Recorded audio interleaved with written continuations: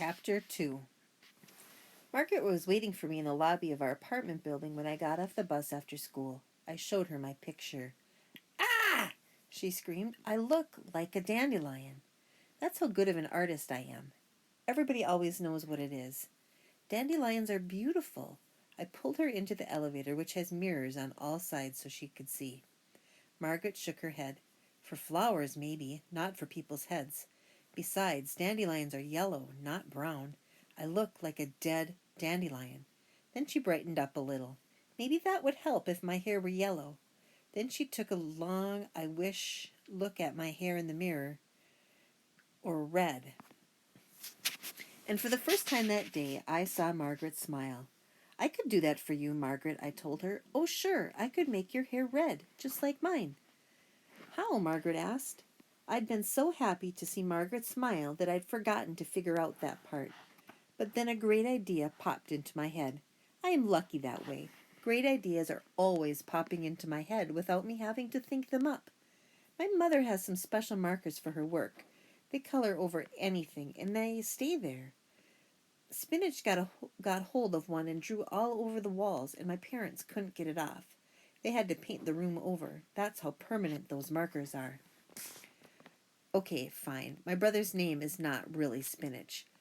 But I got stuck with a name that is also a fruit, and it's not fair that he didn't. The only thing worse than a fruit name is a vegetable name, so that's what I think he should have. I have collected a lot of names for him. Spinach did that? Margaret said. The easy one? I squint-eyed her. The easy one? That's what my mother calls him. She says it's a good thing your parents got an easy one after you. Same thing in my family, but I'm the easy one. She says when there are two kids in a family, there's always an easy one and a hard one. I guess it's a rule. Oh, yeah, I said. I knew that. But I didn't. So how about those markers, Margaret reminded me. Okay, I said. If the easy one could use them, I guess the hard one could too. Let's go. And then we pressed B for basement and we rode down to my apartment. I ran into the kitchen and climbed up onto the counter and grabbed the box of markers from where my mom had hidden them and jumped down. Before I left, I yelled to my mother in the living room, Hi, Mom! Everything went great at school. I was really paying attention, and now I'm going to play with Margaret because everything's fine with Margaret. No problems. Bye! Just so she wouldn't worry.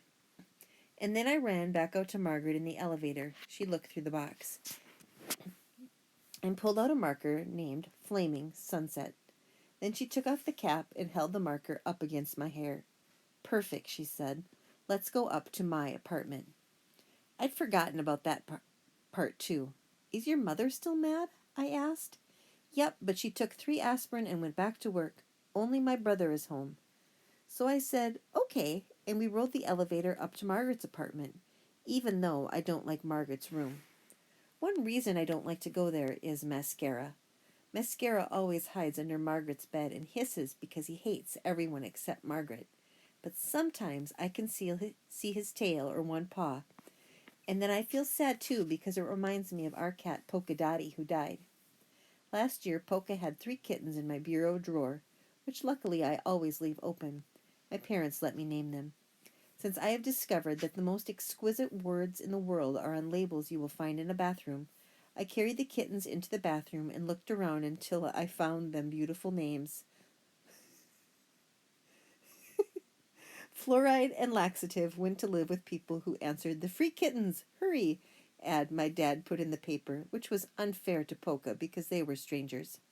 Then Margaret's mother said, All right, Margaret, you can have a kitten as long as you take care of it yourself. And that was good because at least Mascara would be living with someone Polka knew. Except then Polka Dotty died, so now Margaret has a cat that's just fine and I don't. But the main reason I don't like to go to Margaret's room is that it makes me feel itchy. I feel itchy in Margaret's room because it looks like a magazine picture. Everything matches and everything is always exactly where it's supposed to be, in straight lines. Plus, nothing in her room is broken, and it's all clean. Not a speck of dirt is allowed into her room. Actually, Margaret looks like a magazine picture too. Her hair is always combed. Well, it used to be. And her clothes always match, and I think she probably sleeps in her bathtub because I have never seen a single smudge of dirt on her. I like her anyway, but it's not always easy. Remember the rules, Margaret said at her bedroom door.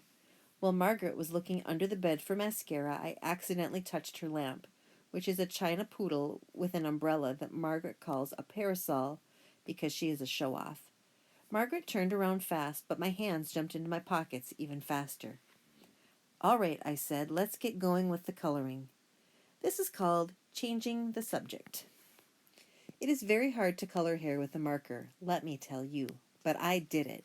I colored all of Margaret's hair chunks flaming sunset, and then another really great idea popped into my head, and I drew flaming sunset curls all over her forehead and the back of her neck so her hair would look more like mine. It looked beautiful, like a giant tattoo of tangled up worms. When I am a grown-up, I will have hundreds of tattoos. Margaret looked in the mirror, then she looked at my hair, then she looked in the mirror again and said, "Okay, good." And then she told me she was getting bracelets put on her teeth. You mean braces? I told her. No, she said, bracelets. They're a special kind of braces. They're jewelry. Oh, I said, I knew that. But I didn't. Okay, fine. Later that night, when I was just at the hard part of falling asleep, which is lying in the dark, trying not to think about pointy things, I heard the phone ring. My dad said, "Hi, Susan," which is Margaret's mother's name, and then he didn't say anything for a long time. Then he said, "Now, Susan, let's look at this calmly." And then he didn't say anything for another long time. And then he said, "I'm sorry," 7 times, which is two more times than he said it after he told my mother he thought her overalls were getting a little snug. Next I heard him go into my brother's room where my mom was putting Broccoli to bed to say goodnight to him. Then I heard my parents whispering together as they walked down the hall to my room. And I thought this would be an ideal time to practice pretending to be asleep. I could feel them standing in my doorway, probably thinking, "This hard one is a lot more trouble than the easy one." Then my dad said, "I really think Clementine was just trying to help her. Margaret wanted hair like Clementine's. You know she's always been a little jealous." That was the craziest thing I'd ever heard because Margaret is perfect. But I couldn't tell them this because an important part of pretending to be asleep is not talking.